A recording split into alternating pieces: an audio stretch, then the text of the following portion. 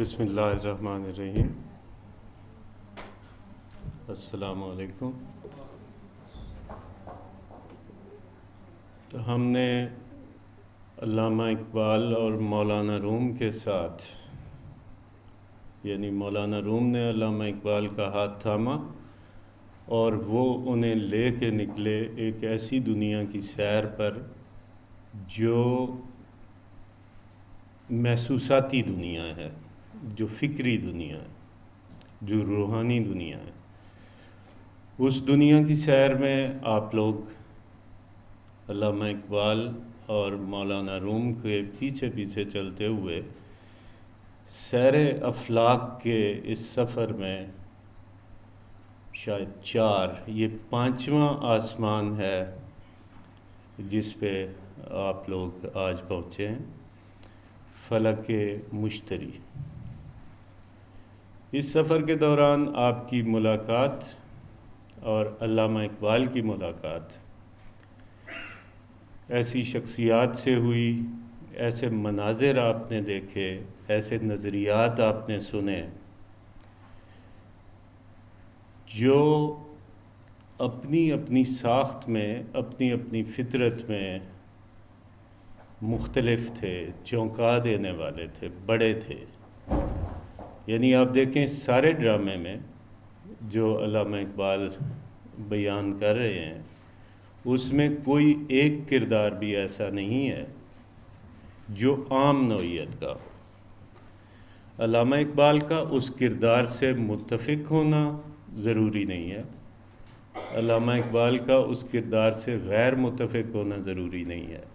البتہ یہ بات طے ہے کہ علامہ اقبال ان کرداروں سے متاثر ہوئے تو انہوں نے اپنی اس عظیم کتاب کے لیے ان کو منتخب کیا۔ اب بعض کردار ایسے ہیں اس سارے سیر و سفر میں جو بہت زیادہ متنازع ہیں، اور کچھ کردار ایسے ہیں جو مردود ہیں۔ مردود سے مراد راندہ درگاہ ہیں یا ناقابل قبول ہے۔ وہ کیوں لائے گئے؟ جس طرح روشنی اندھیرے کی وجہ سے پہچانی جاتی ہے، جس طرح اچھائی کا تعین برائی کی موجودگی میں ہو سکتا ہے، بالکل اسی طرح علامہ اقبال نے اپنے افکار کے بیان کے لیے، اپنے نظریات کے بیان کے لیے کچھ ایسے کردار کھڑے کیے جن کی موجودگی میں علامہ اقبال کا اپنا طرز فکر بہت زیادہ واضح ہو سکتا تھا۔ اب ہم آئے ہیں فلک مشتری میں، تو فلک مشتری میں 3 شخصیات سے یا 3 کرداروں سے علامہ اقبال آپ کی ملاقات کرواتے ہیں، آپ کو شامل کر لیتے ہیں اپنے ساتھ، کیونکہ دراصل تو مولانا روم ملاقات کروا رہے ہیں علامہ اقبال کی۔ یہ 3 شخصیات عالم اسلام کی اور ادب کی متنازع ترین شخصیات ہیں۔ اس میں سے ایک حسین بن منصور حلاج ہیں، آپ سب جانتے ہیں 9ویں 10ویں صدی کے بہت عظیم عالم اور بہت گہرے صوفی تھے،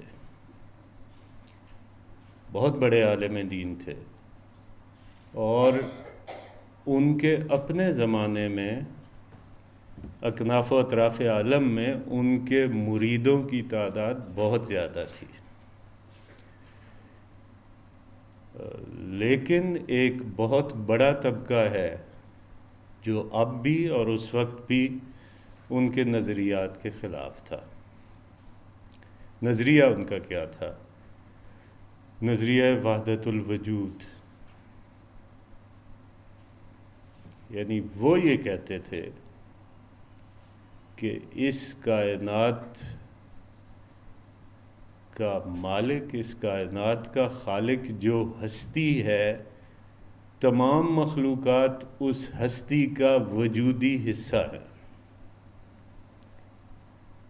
گویا اگر آپ کسی وجود کے حصے میں سے کچھ حصہ الگ کر لیں تو اس میں وہی خصوصیات ہوتی ہیں جو اصل میں اس وجود کی ہوتی ہیں، وجود اصلی کی۔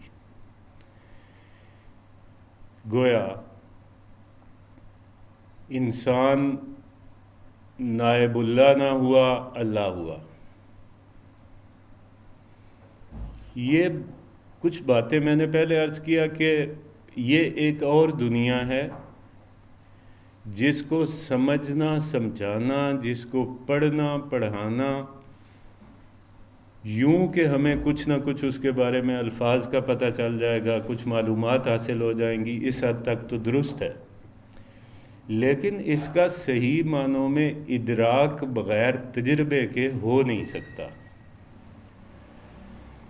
میں دیکھ رہا ہوں اور ایک دم میں انڈر پریشر آ گیا ہوں۔ ایک صاحب کو تو میں نے رخصت کیا، اورنگزیب صاحب یہاں تشریف رکھتے تھے، نہیں سروش عالمگیر صاحب، انہیں میں نے کہا کہ آپ تشریف لے جائیں کیونکہ اساتذہ کی موجودگی میں مجھے پڑھانا کافی مشکل ہوتا ہے۔ اب میں دیکھ رہا ہوں کہ ایک اور آپ کی استاد میڈم انجم طاہرہ پیچھے تشریف رکھتی ہیں، میرے نصیب خوش بختی بھی ہے اور مشکل میں بھی ڈال دیا ہے۔ آپ کے سامنے تو جو گپ چاہوں لگا دوں، پر استادوں کے سامنے تو نہیں۔ خیر، وحدت الوجود کی ہم بات کر رہے تھے۔ وحدت الشہود اور وحدت الوجود دو نظریے بہت رائج ہیں اللہ تعالیٰ کی معرفت کے سلسلے میں۔ وحدت الوجود والے یہ مانتے ہیں کہ اس کائنات کی ہر چیز اللہ تعالیٰ ہے، اور وحدت الشہود والے یہ مانتے ہیں کہ اس کائنات کی ہر چیز اللہ تعالیٰ کے ہونے کی گواہی دے رہی ہے، اللہ تعالیٰ کے ہونے کی دلیل ہے۔ اور میرا خیال یہ ہے کہ ایک ہی بات ہے، بس کچھ باتیں کہنے کی نہیں ہوتی۔ ہم ایک لفظ استعمال کرتے ہیں عوام، ہم سب عوام ہیں، بہت کم کہیں خال خواص ہیں، اور خواص پر یہ پابندی ہے تصوف میں کہ وہ اظہار نہیں کریں گے، کسی کو یہ پتہ نہ چلے کہ وہ خاص ہیں۔ یہ سب سے بڑا ان کا امتحان ہوتا ہے۔ اہل تصوف جب کہیں ٹھوکر کھا جاتے ہیں، عرفان کے رستے پر چلتے چلتے جب کہیں ان کا پاؤں پھسل جاتا ہے، یا جب کہیں وہ اپنے حواس پر اور اپنے ہوش پر قابو نہیں رکھ پاتے، تو اس وقت ان سے کچھ باتیں سرزد ہو جاتی ہیں، وہ کہہ جاتے ہیں، وہ ہمارے لیے نہیں ہوتی۔ اس کو کہتے ہیں عالم سکر کی باتیں، ایک خاص کیفیت میں کہی ہوئی بات ہے۔ اب جس پہ گزری ہے اس کو پتہ ہے، جس پہ نہیں گزری اس کو نہیں پتہ۔ چنانچہ یہ وحدت الوجودی نظریے کے قائل ہو گئے بڑی شدت سے، اور انہوں نے اس بات کا پرچار شروع کر دیا کہ ہر چیز خدا ہے۔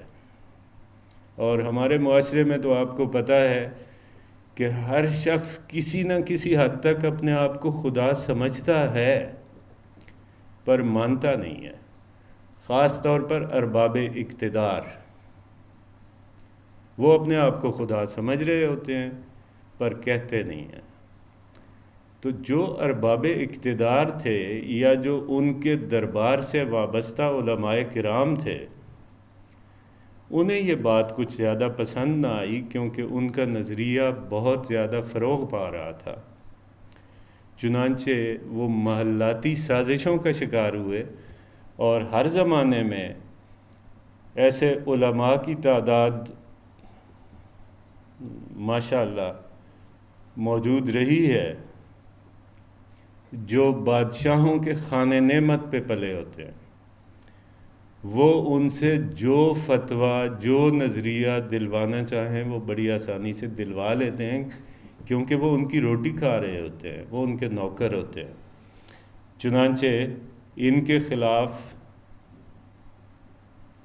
اسلام میں اس زبردست متنازع موضوع کے پھیلاؤ کے جرم میں مقدمہ چلا اور 7-8 سال انہیں جیل میں رکھا گیا، اور پھر بغداد کے حاکم نے آخر کار ان کو سزائے موت سنائی۔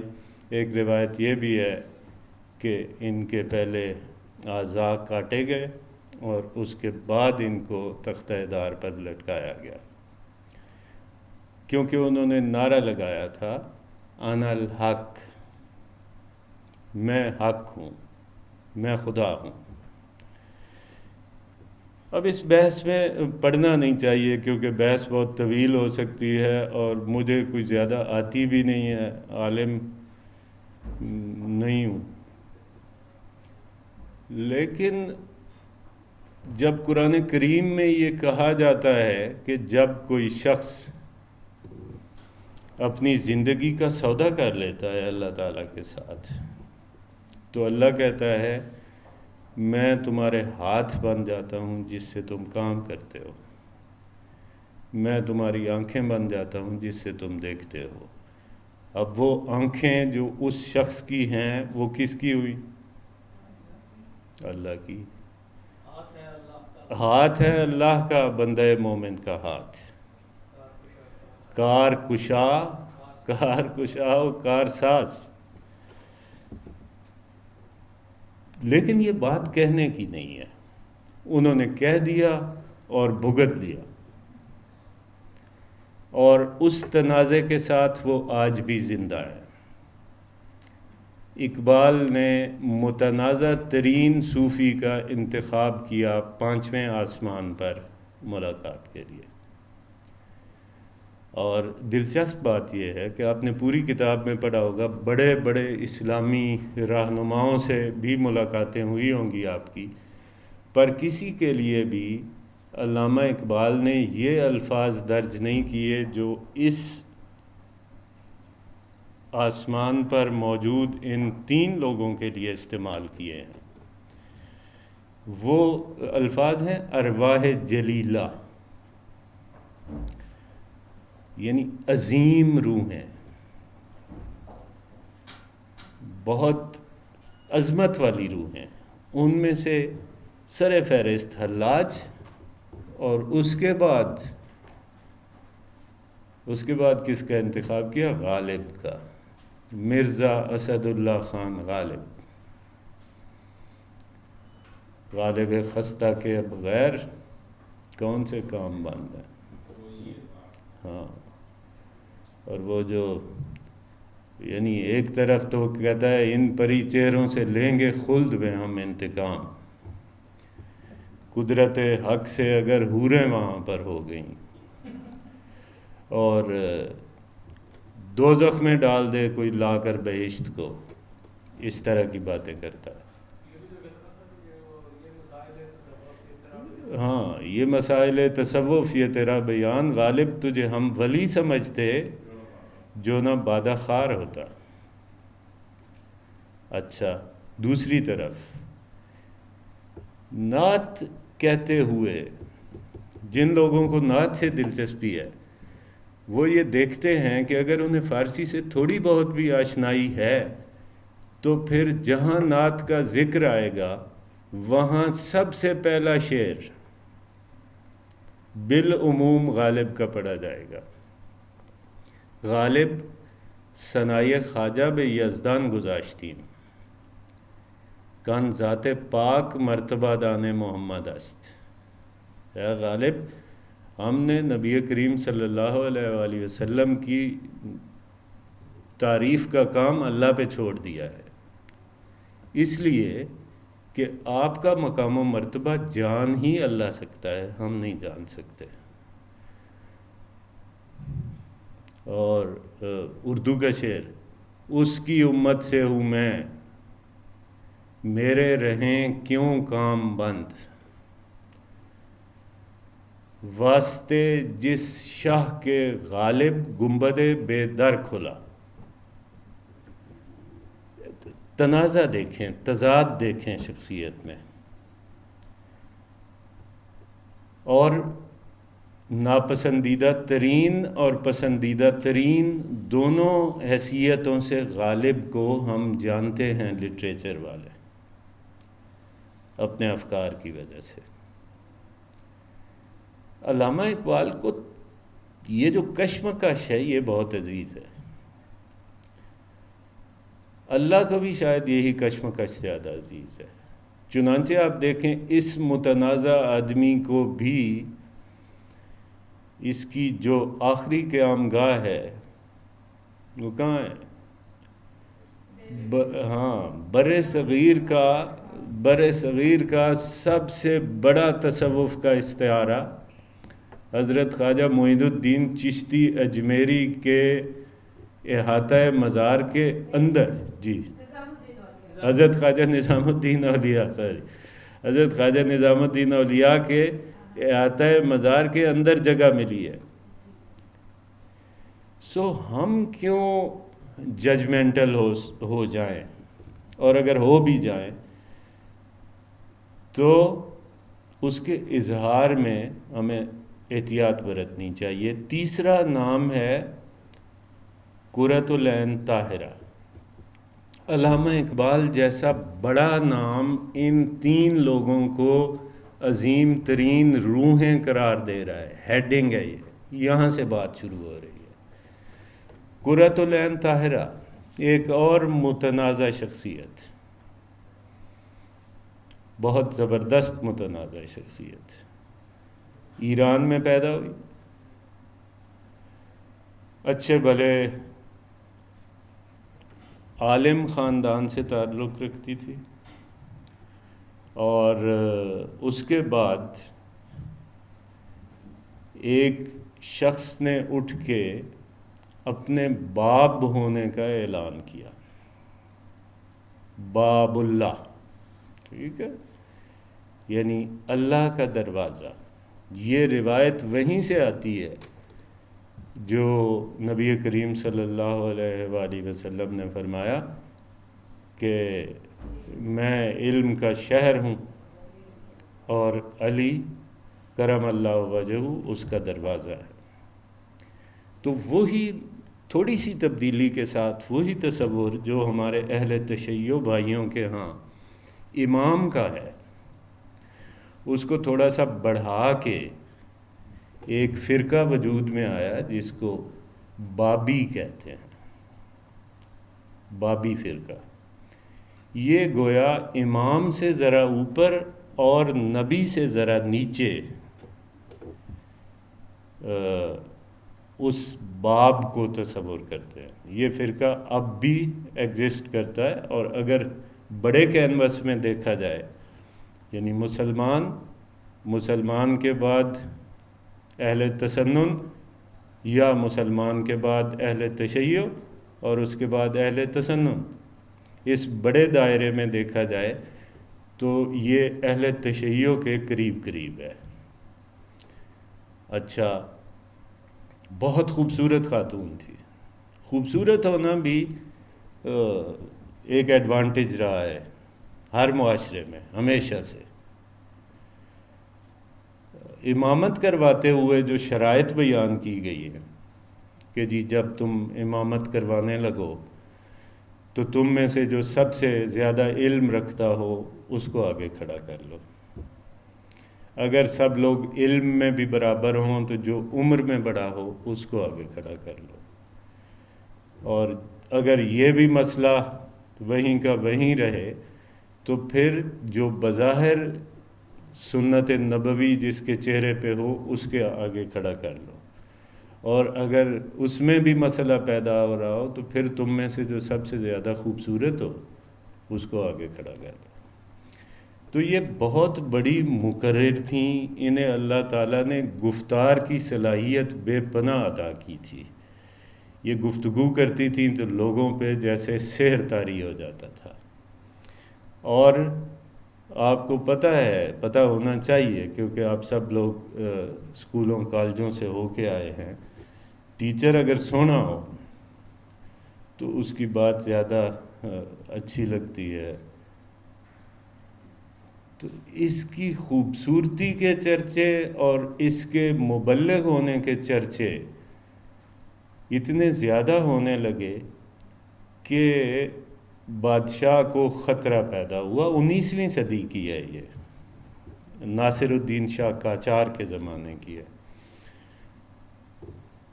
تو ناصر الدین شاہ قاجار نے اس شخص کو قتل کروا دیا، علی محمد شیرازی اس کا نام تھا. اس کو قتل کروا دیا کیونکہ یہ اس کی پیروکار بن گئی تھی اور یہ گویا اس کا میڈیا تھی. اس کے ذریعے بہت پھیل رہے تھے تو اس کو قتل کروایا. پھر بادشاہ نے اس کو گرفتار کروایا اور طلب کیا دربار میں پیش کیا جائے.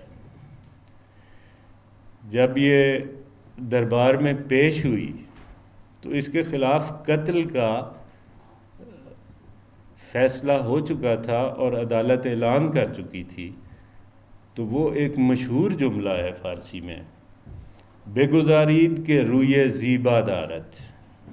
بادشاہ نے اس پر نظر پڑتے ہی کہا کہ اس کو چھوڑ دیں، اس کو معاف کر دیں کیونکہ یہ بہت خوبصورت ہے.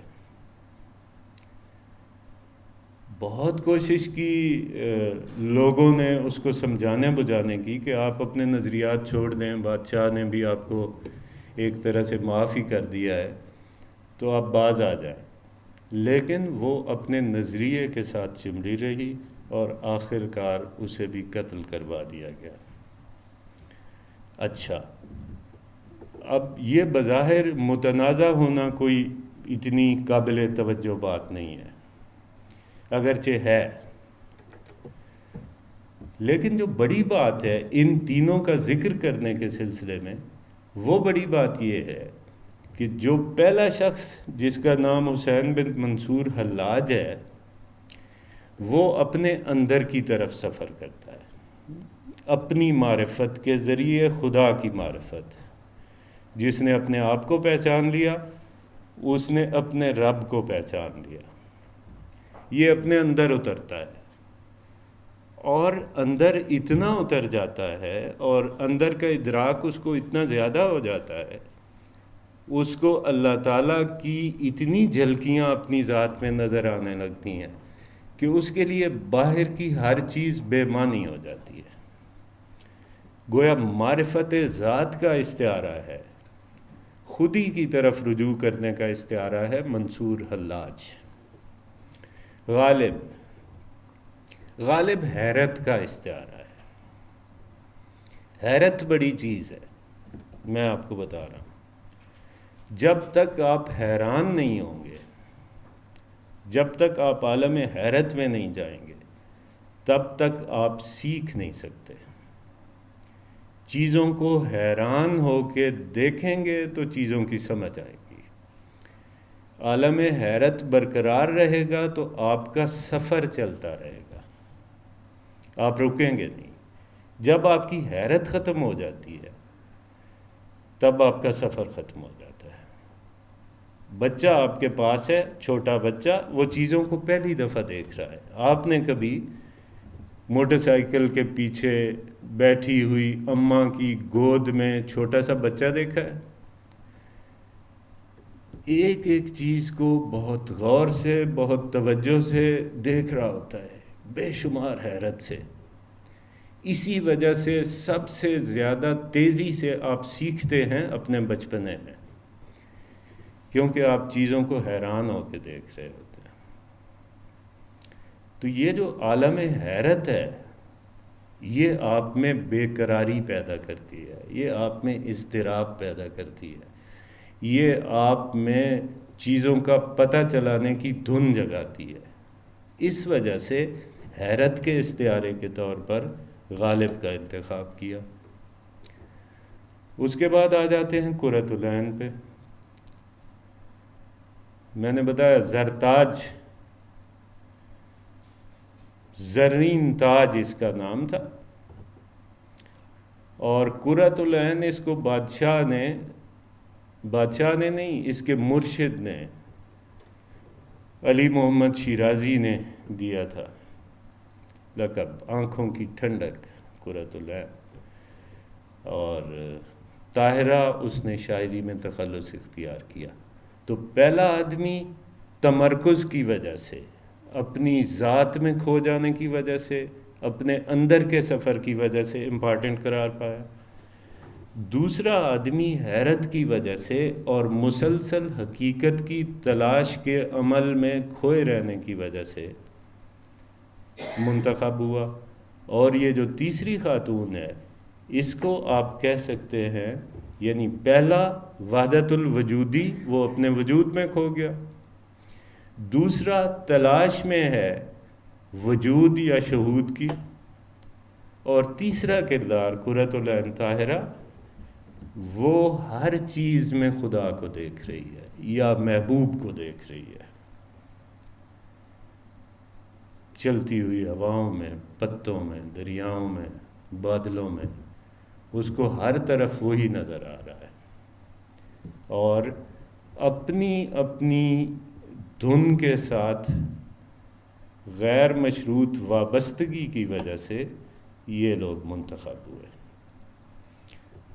اب اس ساری تمہید کے بعد ظاہر ہے کہ افکار تو علامہ اقبال کے ہیں، علامہ اقبال جو کہنا چاہتے ہیں وہ بیان کرتے ہیں، اور بیچ بیچ میں اپنے اس پلاٹ کے مطابق منتخب کرتے ہیں ان لوگوں کے ڈائلاگز۔ یہ تینوں چونکہ صاحب تصنیف لوگ تھے، لہٰذا دو کی شاعری براہ راست علامہ اقبال نے ڈالی، اور تیسرے کے نظریات خلاصے کے طور پر تواسین ان کی بہت مشہور کتاب ہے حلاج کی، وہ بھی بہت متنازع ہے۔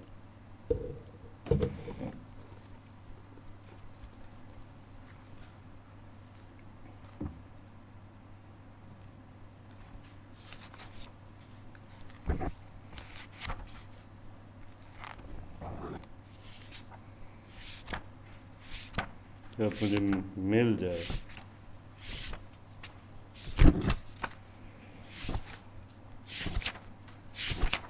یہاں تک میرا خیال ہے اس تمہید کے بعد آگے بات کو چلانا ذرا آسان ہو جائے گا۔ ہیڈنگ ہے ارواح جلیلیہ حلاج و غالب و قرۃ العین طاہرہ۔ حلاج، غالب اور قرۃ العین طاہرہ کی عظیم روحیں کہ بے نشیمن بہشتی نہ گرویدند، جو بہشت کے ٹھکانے کی طرف مائل نہ ہوئے، و بے گردش جاویدان گرائیدند، اور مسلسل حرکت میں رہنے کو ترجیح دی۔ یہ اقبال کا فلسفہ ہے۔ وہ حرکت میں رہنا پسند کرتے ہیں، وہ منزل کو موت سمجھتے ہیں۔ جہاں آپ کو منزل مل گئی وہاں آپ کا سفر ختم ہوا، جہاں آپ کو منزل مل گئی وہاں آپ فوت ہو گئے، کیونکہ علامہ اقبال کے نزدیک تعیین مقاصد کا نام زندگی ہے۔ آپ ایک کے بعد ایک منزل کا تعین کرتے چلے جائیں، ایک چیز آپ نے اچیو کر لی ہے تو اب آگے بڑھیں۔ چنانچہ جو بڑے لوگ ہیں وہ کسی انعام کو حاصل کر کے بیٹھ نہیں جاتے، وہ اس سے اگلے سفر پہ نکل جاتے ہیں۔ یہ جو ہماری آزمائش کے بعد دنیا کے اس امتحانی مرکز میں بیٹھنے کے بعد جو ہمیں انعام دیا جائے گا، اقبال کے نزدیک اس پہ مطمئن ہو جانا، یہ کام تو بڑا ہے، اچھا کام ہے، مزیدار کام ہے، پر یہ عوام الناس کا کام ہے، یہ بڑے لوگوں کا کام نہیں ہے۔ کسی بھی چیز کے، کسی بھی لذت کے حصول کے ساتھ وہاں بیٹھ رہنا یہ بڑے لوگوں کا کام نہیں ہے۔ بے دریا غلط و با موجش دراویز، حیات جاویدان اندر ستیز است۔ کیا ہے، اور بے شمار اشعار اقبال کے اس، ہاں، ستاروں سے آگے جہاں اور بھی ہیں، ابھی عشق کے امتحان اور بھی ہیں، ہاں، تو محمل نہ کر قبول۔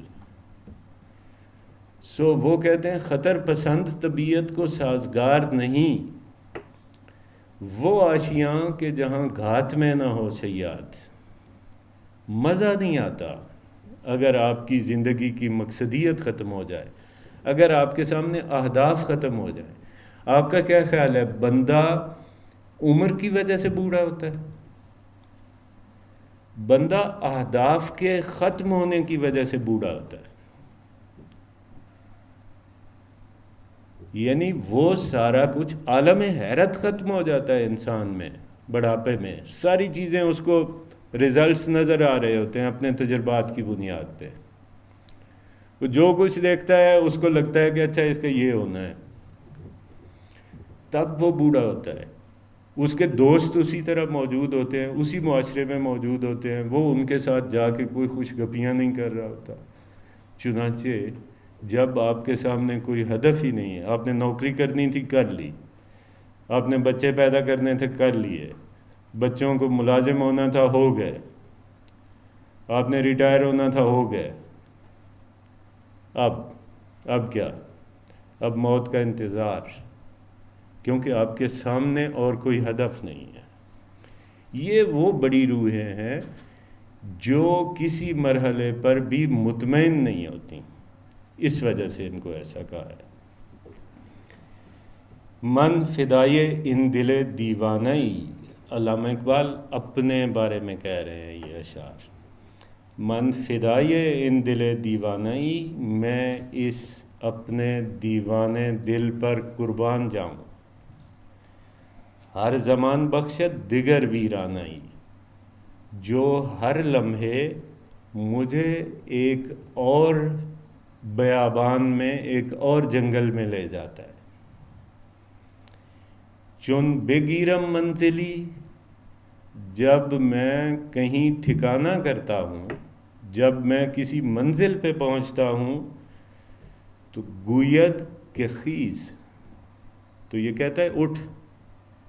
میں بیٹھتا ہوں منزل پہ، میرا دل مجھے کہتا ہے کہ اٹھ۔ مرد خود رس بہر را داند کفیز، وہ شخص جو اپنے آپ کو پہچانتا ہے۔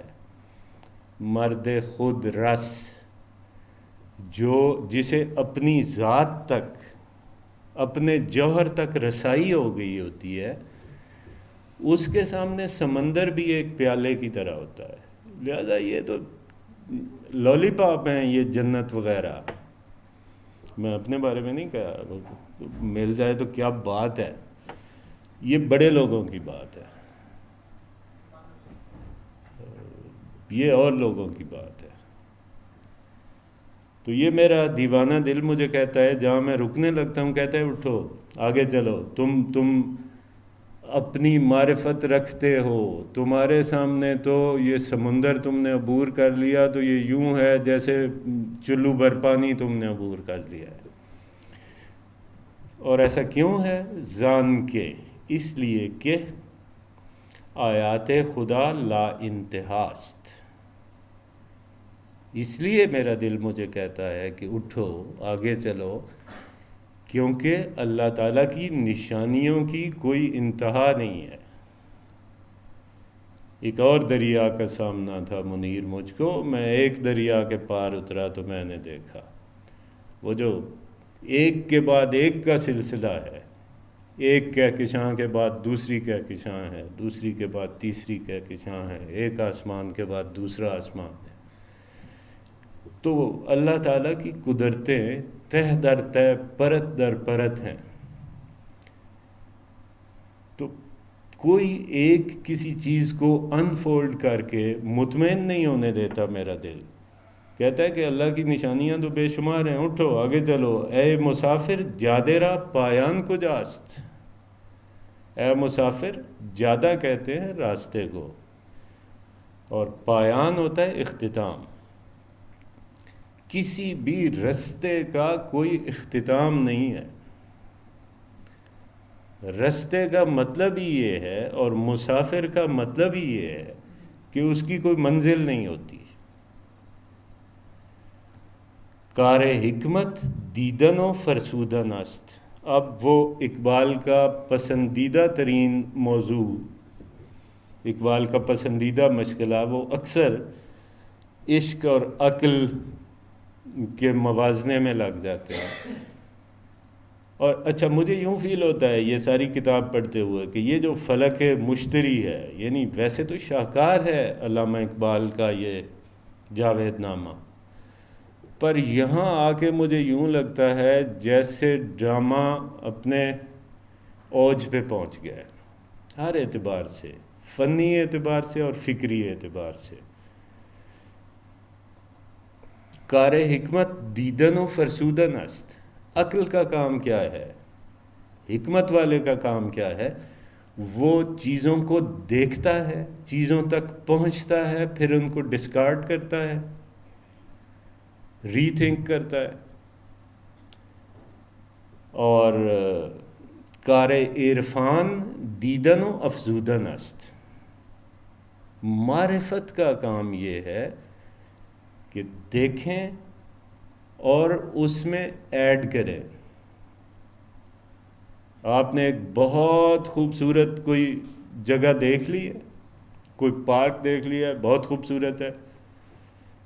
حکمت یہ کہتی ہے، عقل یہ کہتی ہے کہ آپ داد دے کے اس کو سائڈ پہ کریں اور دو چار تصویریں بنا لیں، کچھ سیلفیاں لے لیں، مطمئن ہو جائیں، کبھی پھر استعمال کریں. معرفت کیا کہتی ہے؟ جو صاحبان معرفت ہوتے ہیں وہ دیکھتے ہیں کہ اس خوبصورت جگہ میں مزید خوبصورتی کیسے پیدا کی جا سکتی ہے. وہ جو ہے نا آراستہ و پیراستہ کرنا، یہ دو الفاظ استعمال ہوتے ہیں، آراستن و پیراستن. چیزوں میں دو طرح سے، چیزوں کے حسن میں دو طرح سے اضافہ کیا جاتا ہے. ایک کوئی چیز ایڈ کر کے، اور ایک کوئی چیز کم کر کے. دونوں صورتوں میں حسن میں اضافہ ہوتا ہے. بلش آن لگانے سے، لپسٹک لگانے سے آپ ایڈ کر رہے ہیں. رنگ لگانے سے، چلو مردوں کی بھی باری آ جائے، بالوں پہ رنگ لگا کے میری طرح جوان بننے کی کوشش، یہ آپ ایڈ کر کے حسن میں اضافہ کر رہے ہیں. دوسرا ہے پیراستن، جہاں آپ کانٹ چھانٹ کرتے ہیں. آپ نے کٹنگ کروا لی ہے، آپ نے آئی بروز بنوا لی ہیں، وغیرہ وغیرہ. تو آراستن و پیراستن کا کانسیپٹ کسی عارف کے ہاں ہوتا ہے. جو حکمت والا ہے، جو عقل کا آدمی ہے، وہ چیز کو دیکھ کے یا اس کو داد دے کے فارغ ہو جائے گا یا اس پہ تنقید کر کے فارغ ہو جائے گا. جو صاحب عرفان ہے وہ اس میں مزید امکانات تلاش کرے گا. دیدن ہوتا ہے دیکھنا، فرسودن ہوتا ہے فارغ کر دینا، فرسودہ قرار دے دینا. یہ سائنس ہماری ہر روز ایک نیا نظریہ پیش کرتی ہے. آن بے سنجد در ترازوی ہنر. یہاں آن سے مراد، آن کا مطلب ہے وہ کون؟ حکمت، عقل. آن بے سنجد در ترازوی ہنر، وہ تولتی ہے فن کے ترازو میں. یعنی عقل آپ کو فن کے ترازو میں چیزوں کو دیکھتی ہے. ان بے سنجد در ترازوی نظر، سنجیدن ہوتا ہے کسی کو کسی چیز کا جائزہ لینا، اس کی خوبیاں اور خامیاں دیکھنا۔ این بے سنجد در ترازوی نظر، وہ تو کرتی ہے اپنے ہنر کی بیس پہ، یہ اچھا لگ رہا ہے، یہ اچھا نہیں لگ رہا۔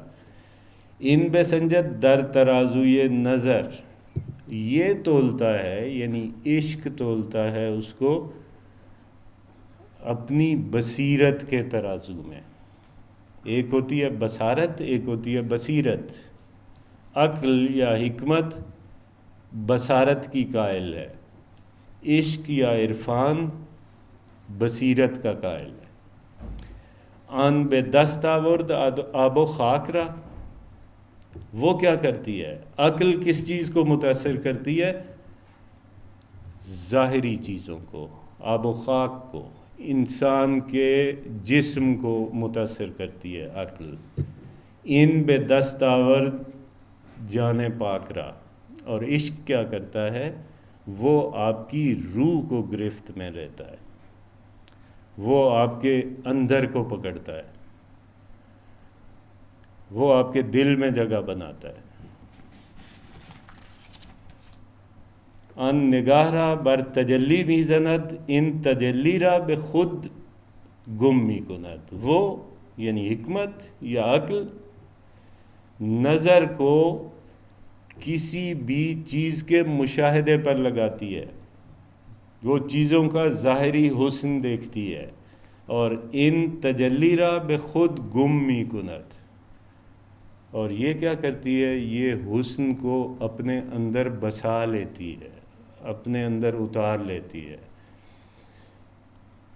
آسانی سے سمجھنے کے لیے حسن ظاہر ہے، اور مشکل میں اگر آپ نے پڑھنا ہے تو حسن مطلق ہے، یعنی اللہ تعالیٰ کی ذات ہے۔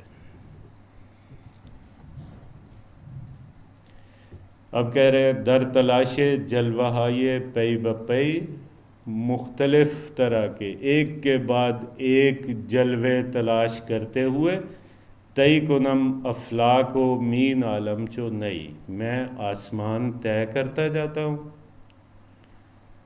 اور بانسری کی طرح فریاد کرتا جاتا ہوں۔ ان ہمیں از فیض مردی پاکزاد، اور یہ سب کچھ کس کے فیضان سے ہو رہا ہے؟ اس مرد کے فیضان سے جس کی روح پاک ہے، یعنی مولانا روم کے فیض سے میں یہ سارا سفر طے کر رہا ہوں۔ آن کے سوزے او بے جانے من فتاد، جس کی تڑپ، جس کا سوز، جس کا عشق میری روح پر پڑا ہے، میری روح میں بستا ہے، یہ سب اس کے فیضان سے ہو رہا ہے۔ جب کہیں وقفہ کرنا ہوگا تو مجھے اشارہ کر دیجیے گا۔ ٹھیک ہو گیا، ٹھیک ہو گیا۔ ان ہمیں از فیض مردی پاکزاد، ان کے سوز او بے جان من فتاد، کاروان ان دو بینائے وجود، بر کنارے مشتری آمد فرود، وہ ایک کوئی، وہ کیا ہوتی ہے جی جو دوسرے سیاروں سے آتی ہے، اس کو کیا کہتے ہیں، اڑن تشتری۔ ہاں، آپ سمجھ لیں کہ جی اس اڑن تشتری میں دو ایسے لوگ بیٹھے ہوئے ہیں جو چیزوں کو دیکھنے اور سمجھنے کی صلاحیت رکھتے ہیں، اور وہ آ کے اڑن تشتری اترتی ہے کہاں؟ کنارے مشتری، مشتری کے کنارے پر۔ ان جہان ان خاکدانی ناتمام، ایک ایسی دنیا میں، ایک ایسے خاکداں میں، ایک ایسے مٹی والے علاقے میں جو ناتمام ہے، جس پہ زندگی مکمل نہیں ہوئی۔ در طواف او کمرہا تیزگام، اور اس کے ارد گرد بہت سارے چاند چکر لگا رہے ہیں۔ مشتری کے کتنے چاند ہیں جی؟ ہاں، مطلب زیادہ ہیں۔ جو چیز مجھے نہیں آتی میں آپ سے پوچھتا ہوں، یہ استادانہ چلاکی ہوتی ہے۔ میرا خیال تھا 7 ہوتے ہیں. اچھا اچھا اچھا. تو وہاں چاند بے شمار ہیں اور سارے چاند اس کے گرد گھومی جا رہے ہیں. در طواف او کمر ہا تیز گام، اس کا طواف کر رہے ہیں بڑی تیزی سے چاند، کئی چاند. خالی از مئی شیشے تاکش ہنوز، اس کے جام میں ابھی انگور کی شراب ٹپکی نہیں ہے. آرزو نارستے از خاکش ہنوز، اس کی خاک سے ابھی آرزوئیں پیدا نہیں ہوئی ہیں. مراد وہاں ابھی زندگی کوئی نہیں ہے. نیم شب، اب تنقید کیا کر رہے ہیں، کس مزے کی بات کہی ہے. نیم شب از تاب ماہان نیم روز، ہونا تو یہ چاہیے جس کے ہم عادی ہیں. رات ہو تو کالی رات ہو، دن ہو تو روشن دن ہو. اب یہاں کیا منظر ہے، چونکہ چاند زیادہ ہیں، ہمارا ایک چاند قابو نہیں آتا، تو وہاں کئی چاند ہیں. اس کی وجہ سے نیم شب از تاب ماہان نیم روز، وہاں آدھی رات بھی اتنے ڈھیر سارے چاندوں کی موجودگی کی وجہ سے دوپہر کی طرح ہے. روشنی ہی روشنی ہے، رات میں روشنی ہے. جی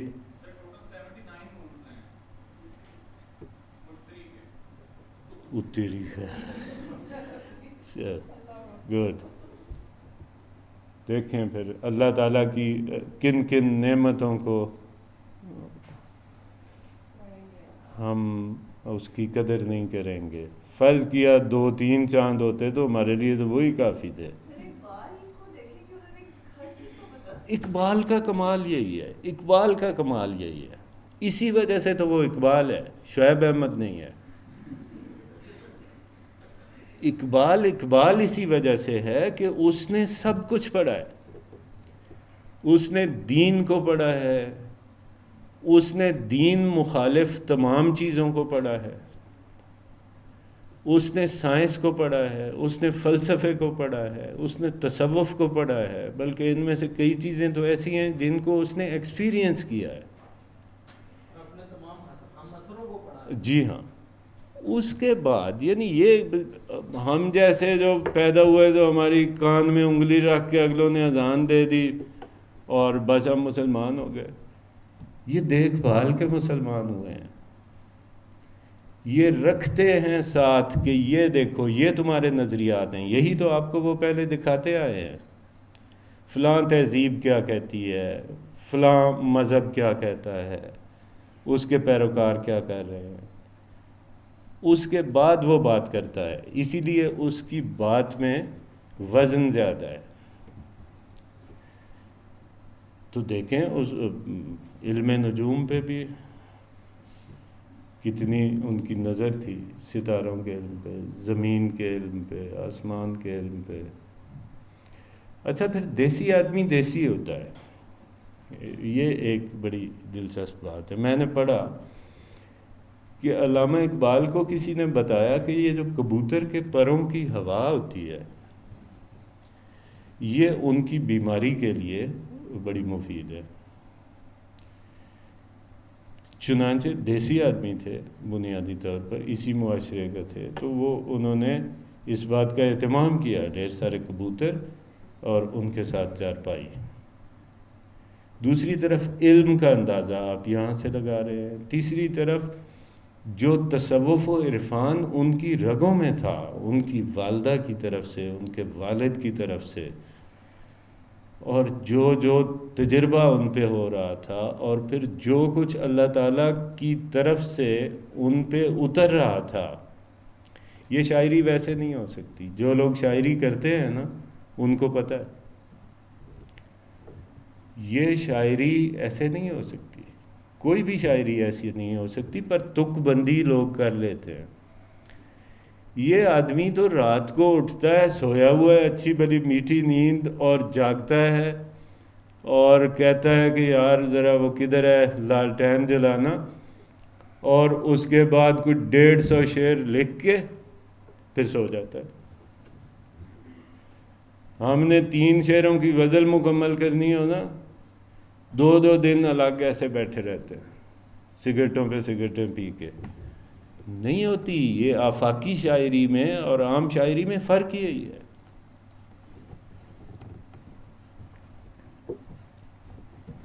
نیم شب از تاب ماہان نیم روز، وہاں کی آدھی رات کتنے جی 100 اتنے زیادہ چاندوں کی وجہ سے وہ دوپہر کا منظر پیش کر رہی ہے، ان کی آدھی رات۔ نئی برودت در ہوائے او نسوز، چنانچہ اسی وجہ سے نہ وہاں کوئی ٹھنڈ ہے نہ وہاں کوئی گرمی ہے، ایک یکسانیت کا شکار موسم ہے۔ ہیبت نظارے از ہوشم ربود، اس نظارے کی ہیبت نے میرے ہوش و حواس گم کر دیے۔ ایک زمینی آدمی ہے جس نے ایک چاند دیکھا ہوا ہے، اب 176 چاند ایک دوسرے کے آگے پیچھے گردش کر رہے ہیں، تو ظاہر ہے کہ اس کا کیا حال ہوگا۔ تو وہ کہتے ہیں کہ نظارے کی ہیبت نے میرے ہوش و حواس اڑا دیے۔ شد دگرگون نزد و دور و دیر و زود، میرا ہر چیز کا تصور ہی بدل گیا۔ کس چیز کا؟ نزدیکی کا، دوری کا، دیر کا اور جلدی کا۔ وہ جو زمان و مکان اور ٹائم اینڈ سپیس والی ساری چیزیں میری گڈمڈ ہو گئیں۔ پیش خود دیدم سے روح پاک باز، اب دیکھیں پہلے ارواح جلیلہ کہا ہے، اب ان کو پاک باز روحیں کہا ہے۔ پھر میں نے اچانک دیکھا کہ میرے سامنے 3 پاکیزہ روحیں موجود ہیں۔ آتش اندر سینہ شان گیتی گداز، ان کے سینوں میں ایسی آگ بھری ہوئی ہے، ان کے سینوں میں وہ سوز بھرا ہوا ہے جو کائنات کو بھسم کر سکتا ہے۔ در بریشان حلہائے لالاگون، انہوں نے سرخ رنگ کے کپڑے پہنے ہوئے ہیں تینوں نے۔ کیوں سرخ ہی کیوں پہنا ہے بھائی، نیلے کیوں نہیں پہنا؟ عشق کا استعارہ ہے نا سرخ رنگ، اس لیے انہوں نے سرخ، جی اسی وجہ سے ہے ان کا بھی۔ چہرہ رخشندے از سوز درون، اور ان کے چہرے ان کے اندر موجود لگن اور تڑپ اور سوز کی وجہ سے چمک رہے تھے۔ در تب و تابی ز ہنگام الست، از شراب نغمہ ہائے خیش مست، اور یہ ایسے لوگ تھے جو روز ازل سے اسی تب و تاب میں تھے۔ از شراب نغمہ ہائے خیش مست، اور یہ اپنی ہی شاعری یا اپنے ہی نغموں میں ڈوبے ہوئے تھے، اپنی ہی ذات کو یا اپنے ہی نظریات کو انجوائے کر رہے تھے، اسی سے متاثر تھے۔ گفت رومی نے جب یہ دیکھا کہ بندہ تو گیا، تو انہوں نے کیا کہا؟ گفت رومی ان قدر از خود مہ رہو، رومی نے کہا ذرا سنبھل کے، اپنے آپ سے یوں نہ جاؤ، یعنی ذرا ہوش میں آؤ، قائم رہو۔ زور ان صحبا نہ دی دستی نگر، تم نے اس شراب کی طاقت پہلے کبھی دیکھی نہیں ہے۔ جی اچھا جی، پانی مل سکتا ہے جی، ورنہ مصرے چینج ہونے لگیں گے۔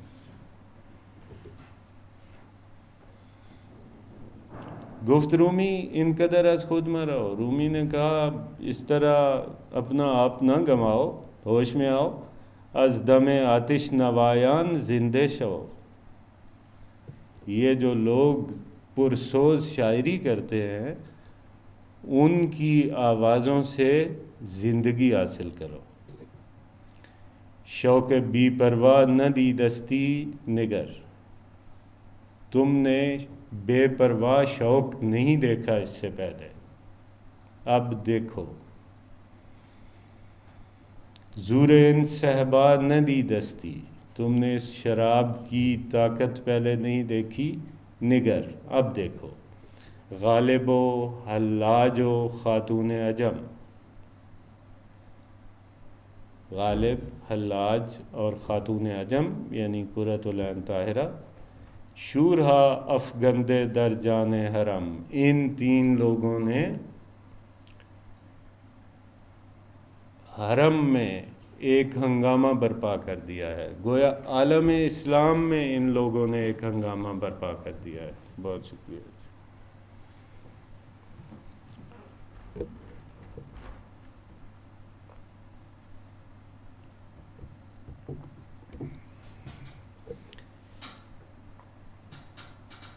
ہنگامہ برپا کیا، ظاہر ہے غالب نے کیا، حلاج نے کیا اور اس خاتون نے کیا۔ ان نواحا روح را بخشد ثبات، گرمیے او از درون کائنات، ان کی شاعری نے یا ان کے افکار نے روح کو ثابت قدم بنایا، روح کو قوت عطا کی، روح کو مضبوط کیا، گرمی او از درون کائنات، اور ان کے پیغام میں ایسی حدت ہے، ان کے پیغام میں ایسی شدت ہے جیسی کائنات کے اندر ہے۔ اب اپنے ان منتخب شدہ کرداروں کی زبان میں، خود ان کی زبان میں، حلاج کے علاوہ ہمیں بتانے کی کوشش کر رہے ہیں کہ میں نے ان کو کیوں منتخب کیا۔ تو اچانک حلاج، وہ جو تین روحیں موجود ہوئیں تو حلاج بولے، ز خاک خویش طلب آتشی کے پیدا نیست۔ میں معذرت چاہتا ہوں اگر آپ لوگوں میں سے کچھ تھک گئے ہوں یا نیند آ گئی ہو، وہ بڑی فطری چیز ہے، ایک دم اتنا لمبا لیکچر نہیں ہونا چاہیے، پر کیا کریں، انہیں بیچ بیچ میں کوئی ہر 10 منٹ کے بعد 5 منٹ کا وقفہ کرنا چاہیے۔ اس کو کہتے ہیں کھیل کھیل میں تعلیم، ورنہ مقصد فوت ہو جاتا ہے اگر آپ دلچسپی نہیں لے رہے، اور اگر آپ دلچسپی نہیں لے رہے تو یہ آپ کے استاد کی کمزوری ہے۔ وہی نا جی، اور وہ اتنی چور کر دینے والی کلاس ہوتی ہے جی۔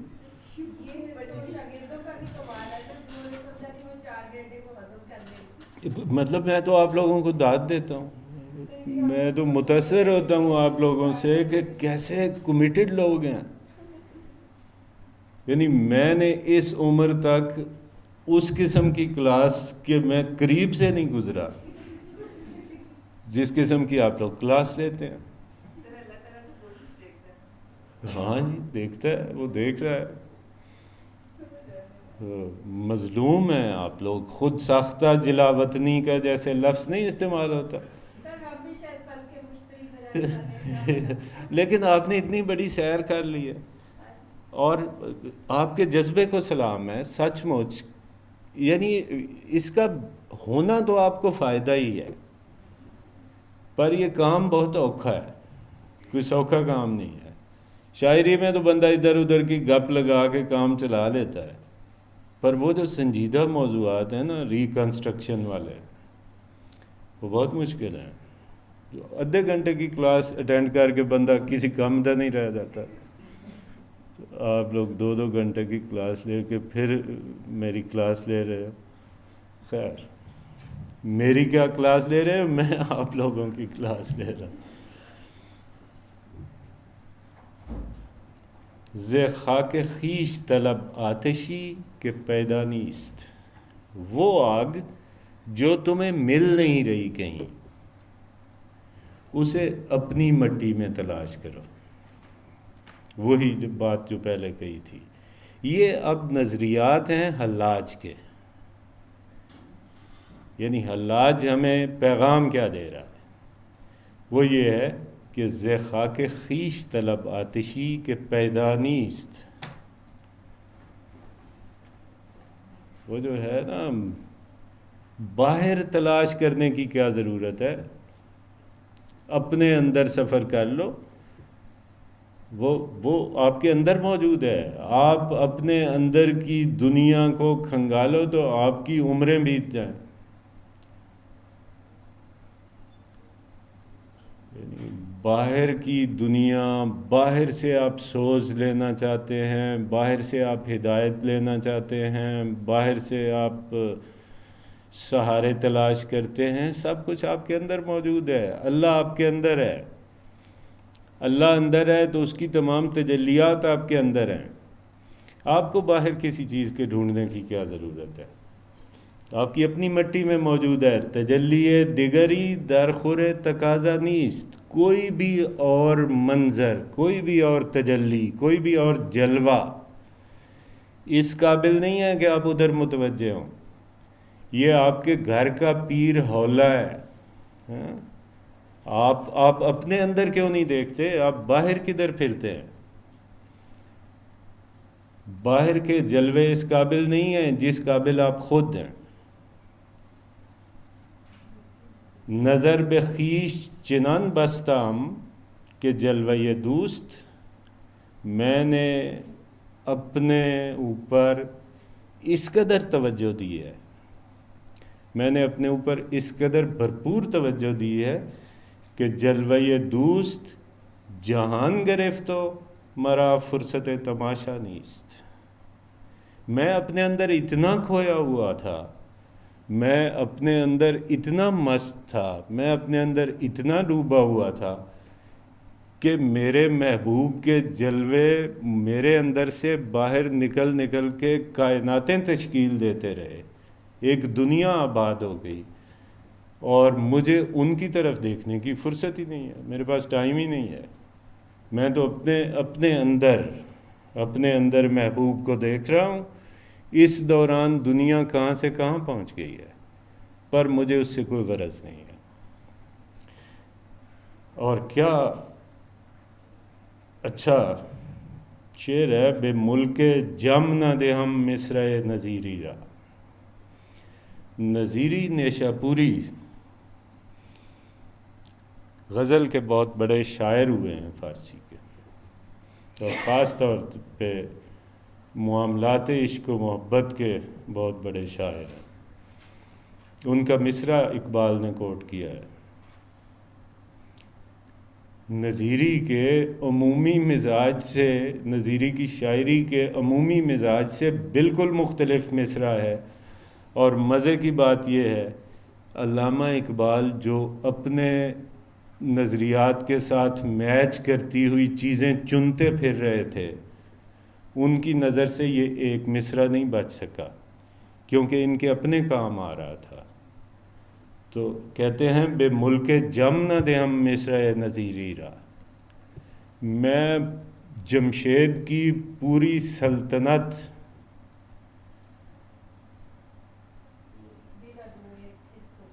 اس مصرے کے بدلے میں، اس مصرے کے برابر نہیں سمجھتا. میں اس کا معاوضہ نہیں سمجھتا. جمشید کی ساری سلطنت پر یہ ایک مصرع بھاری ہے، اور وہ مصرع کیا ہے؟ کسی کے کشته نشد از قبیله ما نیست. وہ جو شخص بھی مارا نہیں گیا وہ ہمارے قبیلے میں سے نہیں ہے. مطلب مطلب یہ ہے کہ ہم جان قربان کرنے والے لوگ ہیں. ہمارے قبیلے کی پہچان ہی یہ ہے کہ ہم جانیں قربان کر دیتے ہیں. کوئی شخص اگر ہمارے قبیلے میں بوڑھا ہو گیا تو اس کا مطلب ہے وہ ہمارے قبیلے کا تھا نہیں. ہم تو میدانوں میں کام آنے والے لوگ ہیں. اور یہ قبیلہ کون سا ہے؟ یہ قبیلہ عشق کرنے والوں کا ہے. یہ قبیلہ محبت والوں کا ہے. یہ قبیلہ دل والوں کا ہے. اس میں وہ پھر عزت سادات بھی جاتی ہے. اس میں آپ دیکھیں آپ دار پہ بھی چڑھائے جاتے ہیں. اس میں آپ کو پتھر بھی پڑتے ہیں. یعنی نبی کریم صلی اللہ علیہ وآلہ وسلم کی خاک پاک کے ایک ایک ذرے پہ ہم 100 دفعہ قربان ہوں. آپ کے جوتوں کے اندر اتنا خون جمع ہو گیا تھا طائف کے بازاروں میں کہ چلتے تھے تو اس کے چھینٹے اوپر آتے تھے. یہ عشق کا قبیلہ ہے. ہم تو چوری کھانے والے عاشق ہیں. یعنی ناموس رسالت کی رٹ ہم نے لگائی ہوئی ہے. نبی کریم صلی اللہ علیہ وآلہ وسلم کی عزت پہ ہم نے حرف نہیں آنے دینا. نماز نہیں پڑھنی. ان کی سنت کی حفاظت تو یہ ہے کہ آپ نماز پڑھو. ان کی سنت کی حفاظت تو یہ ہے کہ آپ سچ بولو. ان کی سنت کی حفاظت تو یہ ہے کہ آپ معاملات میں بہتری پیدا کرو. ہم نعرے لگاتے ہیں، وہاں ٹویٹ کرتے رہتے ہیں ایئر کنڈیشن والے کمرے میں بیٹھ کے. تو یہ عاشقوں کے قبیلے سے ہم نہیں ہیں. وہ قبیلہ تو وہ ہے جو مر مٹتا ہے، جو اپنی جان، اپنا مال، اپنا رزق، اپنی اولاد سب کچھ لٹانے پہ قربان ہوتا ہے. کیا انہوں نے کہا تھا، حضرت ابو بکر سے پوچھا تھا گھر میں کیا چھوڑا ہے وہ؟ انہوں نے کہا تھا جی اللہ اور اس کے رسول کا نام چھوڑا ہے. یہ ہیں عاشقوں کے قبیلے کے لوگ. سو کسی کے کشتے نہ شد. جو اس بات پہ تیار نہیں ہے اپنی عزت و ناموس اور اپنی جان قربان کرنے کے لیے، اس کا ہم سے کوئی تعلق نہیں ہے. اگرچہ عقل فسوں پیشے لشکری انگیخت، اگرچہ یہ جو مبہوت کرنے کی عادت ہے نا، اپنے سوالات اٹھانے کی عادت ہے عقل کی، اگرچہ اس کے ساتھ ایک پورا لشکر ہے، لیکن تو دل گرفتے نہ باشی، پھر بھی تم اداس مت ہو. اگرچہ عقل والوں کے قبیلے کی تعداد بہت بڑی ہے، لیکن تم اداس نہ ہونا، کیونکہ عشق بھی اکیلا نہیں ہے. بندے ادھر زیادہ ہوں گے پر یہ بھی کم نہیں ہے. تو راہ شناس نئی وز مقام بی خبری. تمہارا مسئلہ کیا ہے؟ انسان کا مسئلہ کیا ہے حلاج کے نزدیک؟ ایک تو تمہیں رستے کا پتہ نہیں ہے، یعنی رستہ کون سا اختیار کرنا ہے. کیا عقلی بنیادوں پر اللہ تعالیٰ کو سمجھا جا سکتا ہے؟ نہیں سمجھا جا سکتا. چنانچہ سائنس کی روشنی میں یا سائنس کا پیمانہ لے کے اسلامی احکامات کو ناپنے کی کوشش کرنا ایک سراسر فضول عمل ہے. ہاں، اسلام کا پیمانہ لے کے سائنس کو ضرور ناپو. رستہ کیا ہے اسلام پہ چلنے کا؟ اسلام پہ چلنے کا رستہ عقل نہیں ہے. پہلی بات ہے سمپل. میں پوچھوں، میں صاحب ایمان نہیں ہوں، میں پوچھوں کہتے ہو اللہ اللہ کدھر ہے؟ اللہ دکھاؤ تو صحیح. ہے کوئی جواب کسی کے پاس؟ سوائے ادھر ادھر کی یاویاں ماریں گے، ہر چیز میں اللہ ہے، فلاں ہے، یہ اللہ کی نشانی ہے. ٹھیک، بطور غیر مسلم تو یہ یاویاں ہی ہیں. کیا ہے مطلب؟ اللہ دکھاؤ مجھے. آپ کو بنیادی ترین عقیدہ آنکھیں بند کر کے، دماغ بند کر کے، کان بند کر کے اختیار کرنا ہوگا، اس کے بعد رستہ کھلتا جائے گا، اور وہ بند ہوتے نہیں ہیں بغیر عشق کے۔ تو راہ شناس نہیں، ایک تو تمہیں رستے کا پتہ نہیں ہے، وز مقام بھی خبری، دوسرا تمہیں منزل کا پتہ نہیں ہے، نہ تمہیں یہ پتہ ہے کس طرف سے جانا ہے، نہ یہ پتہ ہے کہاں جانا ہے۔ چہ نغمہ ایست کے در بربت سلیمہ نیست، کون سا نغمہ ایسا ہے جو سلیمہ کے ساز میں نہیں ہے؟ یہ عرب کی مشہور مغنی تھی زمانہ جاہلیت کی، تو یہاں اس سے مراد چونکہ عرب سے نسبت ہے، تو یہاں بربت سلیمہ سے مراد اسلام ہے۔ اسلام کے پاس کون سا ایسا نغمہ ہے جو نہیں ہے؟ کون سی دھن ہے جو نہیں ہے؟ سب کچھ ہے۔ ز قید و سید نہنگان حکایتی آور، کوئی ایسی بات کرو جس میں آپ مگر مچھوں کو قید کر رہے ہو، ان کا شکار کر رہے ہو۔ مگو کہ زورہ کے ماں روشنا سے دریا نیست، یہ مت کہو کہ جی ہماری کشتی اس سمندر میں جانے کے قابل نہیں ہے، جاؤ اور شکار کرو، سمندر میں موجود جو بلائیں ہیں ان کے ساتھ پنجہ لڑاؤ۔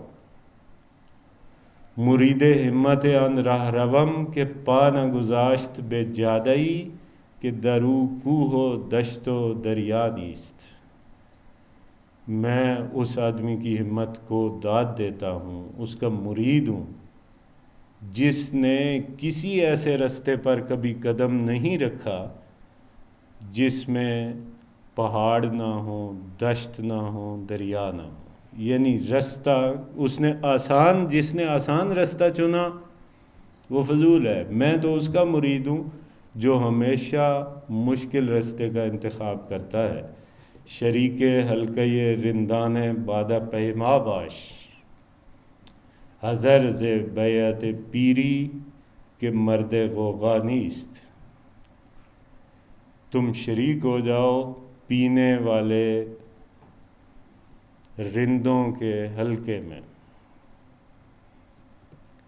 حذر ز بیعت پیری، اس بڈھے کی بیعت سے پناہ مانگو کہ مرد غوغا نیست، جو تمہیں سکون کی، جو تمہیں چین کی، جو تمہیں آرام کرنے کی تلقین کرتا ہے، ایسے بزرگ سے دور بھاگو۔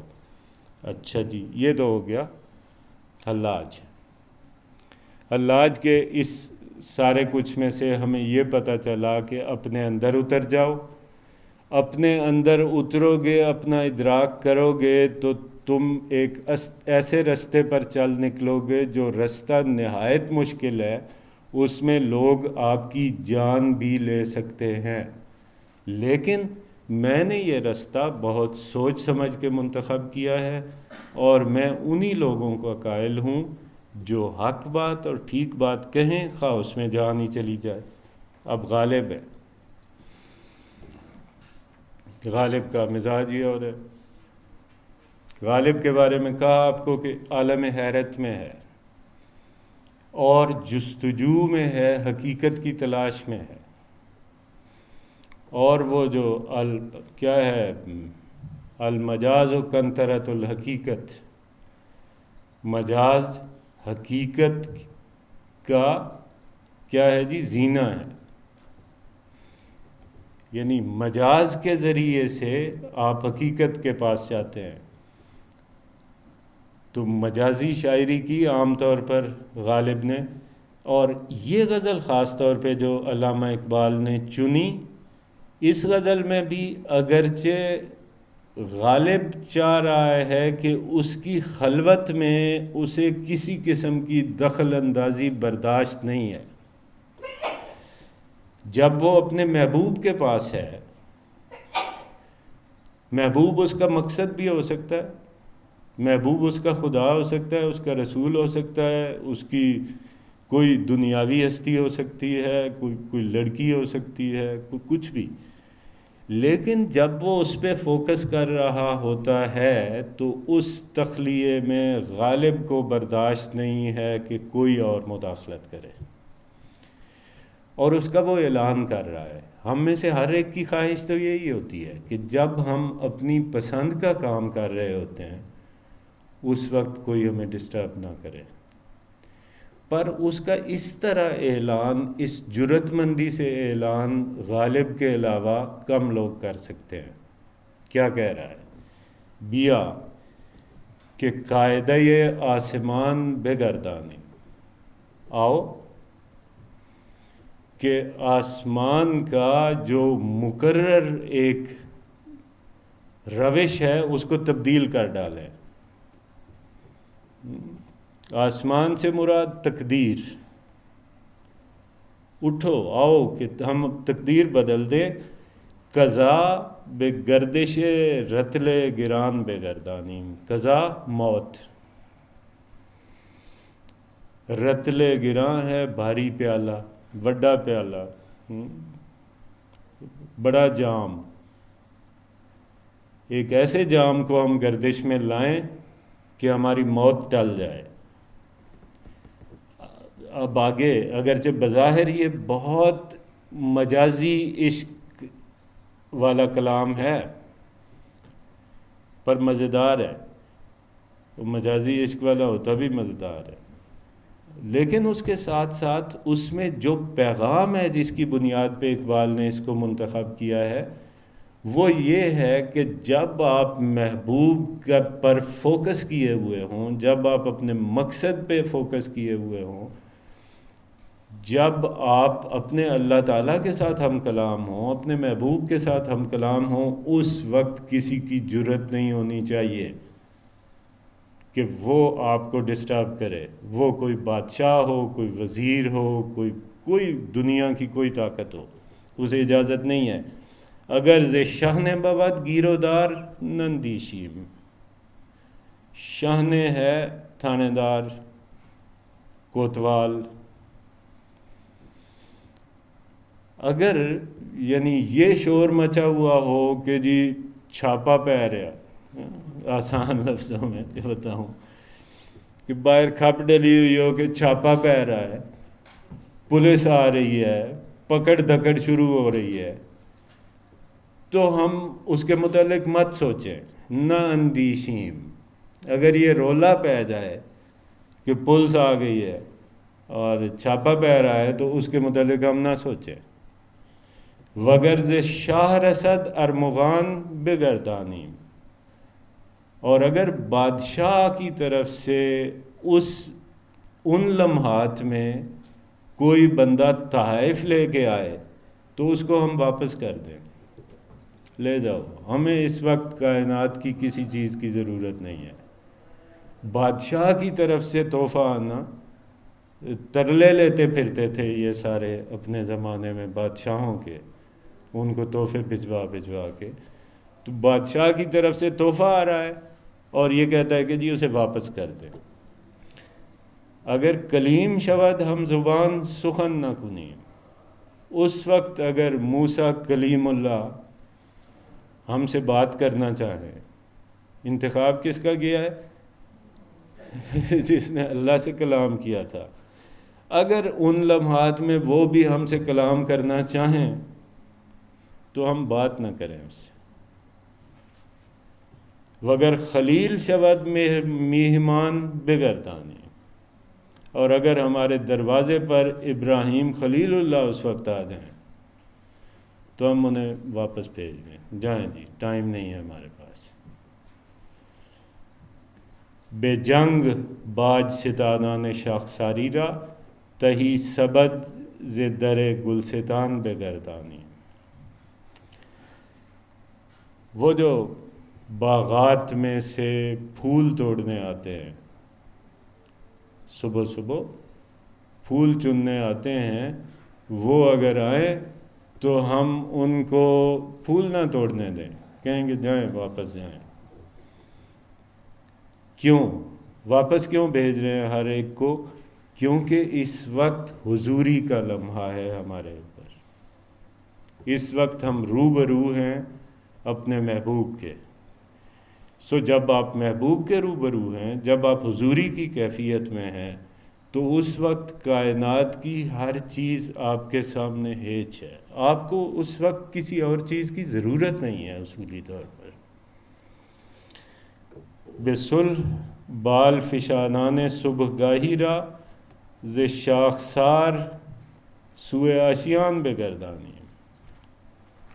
پرندے بھی اگر صبح چہچہانے والے پرندے اگر چہچہائیں ان لمحات میں، تو ہم انہیں شاخوں سے اڑا کے واپس ان کے گھونسلوں میں بھیج دیں، کیونکہ وہ ڈسٹرب کر رہے ہیں۔ اور کیا عجیب و غریب شعر ہے، یعنی منقبت کا اس سے بڑا شعر شاید ہی کسی شاعر نے لکھا ہو۔ ز حیدریم منو تو، ہم کون لوگ ہیں، میں اور آپ، ہم تو حیدری ہیں، ہم تو حضرت علی کے ماننے والے ہیں۔ سو ز ما عجب نہ بود، ہمارے لیے یہ کوئی مشکل کام نہیں ہے، ہم جو حضرت علی کے پیروکار ہیں، ہم جو نبی کریم صلی اللہ علیہ وآلہ وسلم کے اس قریب ترین بہادر ترین شخص کے پیروکار ہیں، حضرت علی کے، ہمارے لیے یہ بات کوئی عجیب نہیں ہے۔ گر آفتاب سوئے خاوران بگردانیم، ہمارے لیے کچھ عجیب نہیں ہے کہ ہم ڈوبتے ہوئے سورج کو، ڈھلتے ہوئے سورج کو واپس مشرق کی طرف بھیج دیں، ہمارے لیے کچھ عجیب نہیں ہے۔ پس منظر میں وہ واقعہ ہے۔ دو روایتیں ہیں مختلف، ایک یہ کہ نبی کریم صلی اللہ علیہ وآلہ وسلم حضرت علی کے زانو مبارک پہ سر رکھ کے سوئے ہوئے تھے، اور عصر کا وقت گزر گیا تو انہوں نے جگانا مناسب نہیں سمجھا، ظاہر ہے کہ نبی ہے۔ تو جب آپ کی آنکھ کھلی تو نماز ضائع ہو رہی تھی، تو نبی کریم صلی اللہ علیہ وآلہ وسلم نے سورج کو واپس دھکیل دیا اور نماز پڑھی، اور سورج نے وہ سفر دوبارہ کیا۔ اور بعض روایات میں یہ ہے کہ حضرت علی نے کرم اللہ وجہہ نے ایسا کیا، اور ان کے کہنے پہ سورج واپس چلا گیا، اور حضرت علی کی جو نماز رہ رہی تھی وہ انہوں نے پھر ادا کی۔ لیکن اس سے بڑا شعر نہیں ہو سکتا، یعنی ہم وہ لوگ ہیں، ہم مسلمان، اگر ہم مسلمان ہیں، اگر ہم مسلمان ہیں تو ہم اس کائنات کے جو طے شدہ اصول ہیں ان میں بھی تبدیلی کر سکتے ہیں، اور ہم نے کی ہے، ہم نے بتایا ہے، زمین پہ کوڑا مار کے کہا ہے ہم نے کہ ہلتی کیوں ہو، کیا تمہارے اوپر عمر انصاف نہیں کر رہا، اور زلزلہ تھم جاتا ہے۔ ہم نے ایسا کیا ہے، ہم نے ایسا کیا ہے کہ ہم نے دریائے نیل کے نام رکا لکھا ہے، اور اس رکے کے پہنچنے کے نتیجے میں دریائے نیل کی طغیانی ختم ہوئی ہے۔ ہم نے ایسا کیا ہے کہ جنگل سے ہماری فوج گزرنی تھی، اور ہم نے کہا تھا کہ جی درندوں نکل جاؤ اس جنگل میں سے، کیونکہ فلاں شخص کی فوج نے آنا ہے۔ اور تاریخ میں درج ہے کہ لوگوں نے درندوں کو اور جانوروں کو جنگل چھوڑتے ہوئے دیکھا۔ ہم نے یہ کیا ہے کہ ہم نے چیونٹیوں کے کچلنے کے ڈر سے کہا کہ چیونٹیوں اپنے اپنے سوراخوں میں چلی جاؤ، اور چیونٹیاں چلی گئیں۔ ہم نے ایسا کیا ہے کہ ہم نے چاند کی طرف اشارہ کیا اور چاند دو ٹکڑے ہوا۔ ہم نے ایسا کیا ہے کہ ہم نے اکیلے در خیبر کو اکھاڑا ہے۔ پر کیوں؟ کیونکہ ہم مسلمان تھے۔ اس وقت ہمارے بازو نہیں تھے، اللہ کے بازو تھے۔ اور اب ہم سے کیوں نہیں ہوتا؟ کیونکہ جو سب سے کوجا بچہ ہوتا ہے نا گھر میں، اس کا نام ہم پیار سے رکھ دیتے ہیں پپو یا چاند، اس سے وہ کوئی چاند بن جاتا ہے؟ وہ ویسے کا ویسا رہتا ہے۔ ہم نے اپنا نام رکھوا لیا ہے مسلمان۔ فضائے بدر پیدا کر، فرشتے تیری نصرت کو اتر سکتے ہیں گردوں سے قطار اندر قطار اب بھی، لیکن شرط یہ ہے کہ آپ فضائے بدر پیدا کریں۔ ٹھیک ہو گیا جی؟ یہ ہے غالب، مزیدار آدمی ہے۔ اس کے بعد ہے نوائے طاہرہ، یہ خاتون کی آواز، خاتون کی شاعری۔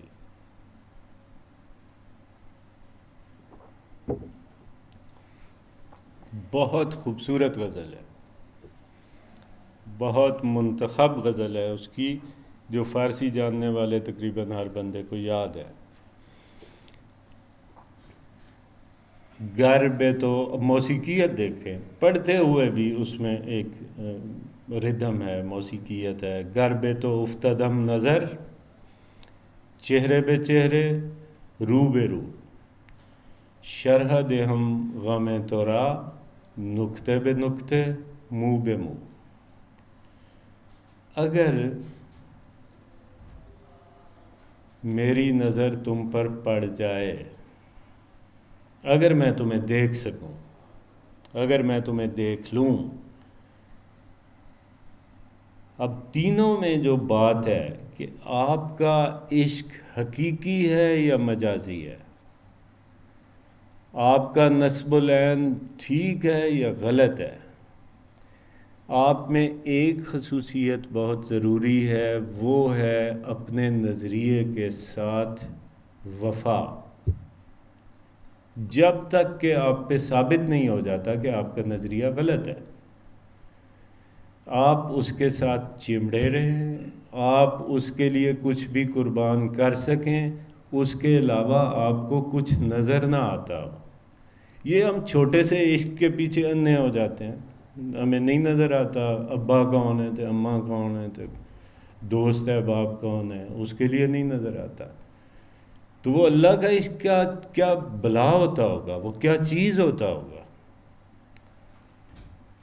اور وہ عشق نہیں ہوتا جو آپ کے ہوش و حواس بلا نہ دے، وہ کچھ اور ہوتا ہے۔ عشق ہوتا ہی وہ ہے جو آپ سے کیلکولیشنز کروانے کا فضول دھندا چھڑوا دے، آپ حساب کتاب سے، نفع نقصان سے بالا تر ہو جائے، آپ کو ہر طرف وہی نظر آئے۔ گر بے تو افتدم نظر، چہرے بے چہرے رو برو، اگر تم مجھے نظر آ جاؤ اور میں تمہیں اپنے سامنے دیکھ سکوں، چہرے کے سامنے چہرہ ہو، تب میں شرح دہم غم تورا، پھر میں تمہارے غم کی یا تم سے وابستہ غموں کی داستان تمہیں سناؤں، تمہارے لیے میں کس کس عذاب سے گزری ہوں، یہ اگر کبھی تم مجھے ملو تو میں بتاؤں تمہیں، کیونکہ یہ ایسی بات ہے جو روبرو بیٹھ کے کرنے والی ہے۔ اللہ اگر وہ دن لائے تو پھر میں بتاؤں کہ تمہارے غم میں نے کیا کیا عذاب اٹھائے ہیں، اور پھر میں چھوٹی سے چھوٹی بات نکتہ بہ نکتہ منہ بہ منہ تمہارے سامنے بیان کروں، چھوٹے سے چھوٹا نکتہ کھول کے۔ منہ کہتے ہیں بال کو، بال جتنی باریک اور نازک باتیں میں تمہارے سامنے بیان کروں۔ از پہ دیدن رخت، تمہارے دیدار کی خاطر، تمہارا چہرہ دیکھنے کی خاطر، ہم چو صبا فتادام، تمہارا چہرہ دیکھنے کی خاطر میں ہوا کی طرح پھرتا ہوں، خانہ بخانہ ہر گھر جاتا ہوں، ایک گھر سے دوسرے گھر جاتا ہوں، در بدر، در بدر جاتا ہوں، کوچا بکوچا، گلی گلی جاتا ہوں، کو بکو، اور کوچا اور کو اصل میں ایک ہی ہے، کوچے کا کی تصغیر کی گئی ہے، کوچے کو مختصر کر کے کو کر لیا گیا ہے. تو یہ مترادفات کے ذریعے بات میں زور پیدا کرنے کی کوشش ہے. می رود از فراق تو خون دل از دو دیدم، تمہارے فراق میں میری دونوں آنکھوں سے خون ٹپکتا ہے. دجلہ بدجلہ یم بیم، چشمہ بچشمہ جو بجو. اس کی مثال کیا دی ہے؟ بڑے سے شروع کر دیا ہے، یعنی اتنا خون ٹپکتا ہے کہ دریائے دجلہ بھر جائے، اتنا خون ٹپکتا ہے کہ سمندر بن جائے، اتنا خون ٹپکتا ہے کہ چشمے ابل پڑیں، اتنا خون ٹپکتا ہے کہ ندیاں بہہ نکلیں. اس کو کہتے ہیں وحدت تأثر کی غزل. ایک ایسی غزل، ویسے تو غزل کی بنیادی خصوصیت یہ ہے کہ اس کا ہر شعر ایک الگ اکائی ہوتا ہے اور ہر شعر میں الگ مضمون بیان ہوتا ہے. ایک شعر میں آپ کہہ رہے ہیں کہ میں تیرے بغیر جی نہیں سکتا، اور دوسرے شعر میں آپ کہہ رہے ہیں کہ تو کی شے ہے بھائی، تیرے جیسے لاکھ ہوں، میں تمہیں کیا سمجھتا ہوں.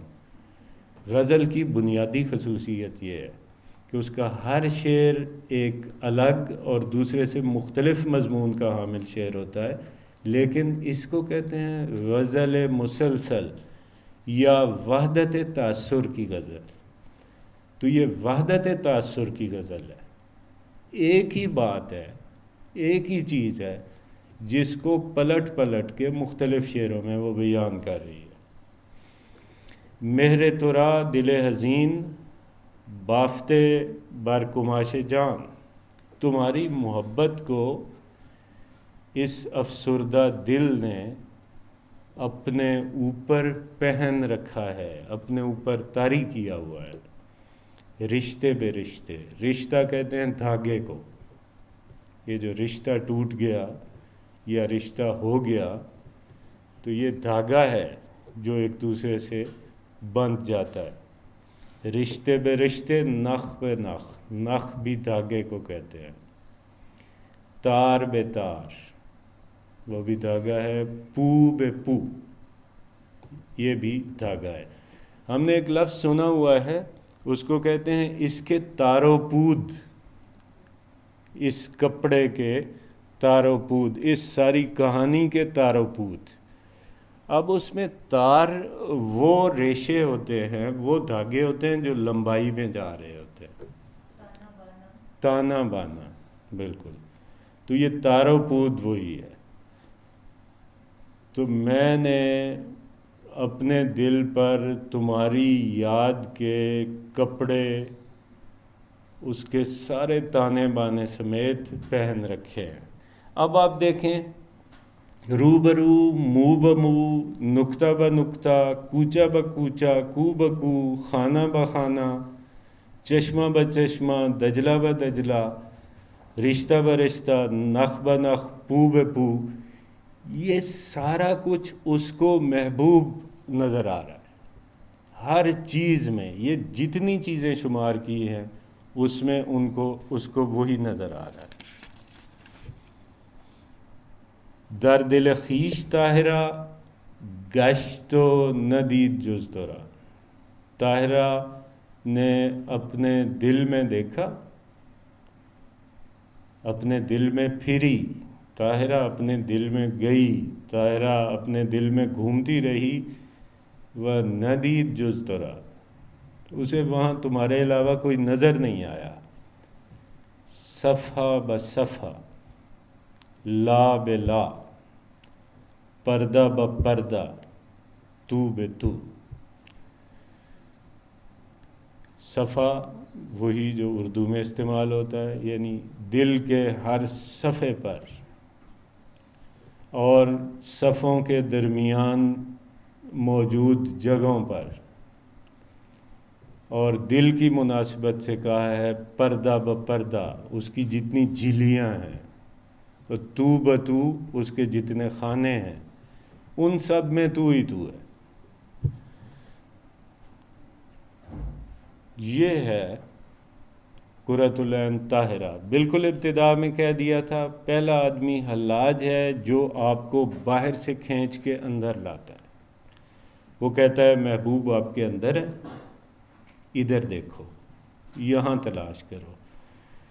دوسرا آدمی ہے غالب، جس کو کوئی سمجھ نہیں آ رہی اور وہ عالم حیرت میں ہے، لیکن ایک بات کنفرم ہے، وہ تلاش حقیقت میں لگا ہوا ہے، وہ چیزوں پہ سوال اٹھا رہا ہے۔ سوال وہیں اٹھتا ہے جہاں آپ تلاش میں نکلتے ہیں۔ اور تیسری وہ ہے جو اندر سے باہر کا سفر کر رہی ہے، وہ قرۃ العین طاہرہ ہے۔ یعنی اس 3 کرداروں میں آپ کو وحدت الوجود، وحدت الشہود اور جستجو کے عناصر نظر آتے ہیں۔ کچھ دلچسپ سوالات ہیں، سوال و جواب، جو اس ساری ان کی تمہیدی گفتگو کے بعد اقبال کے ذہن میں آتے ہیں۔ وہ مختلف لوگوں سے وہ سوال پوچھتے ہیں، وہ اس کا جواب دیتے ہیں۔ اگر ٹائم ہو تو اس کو، ٹائم ختم ہو گیا جی، اوہو۔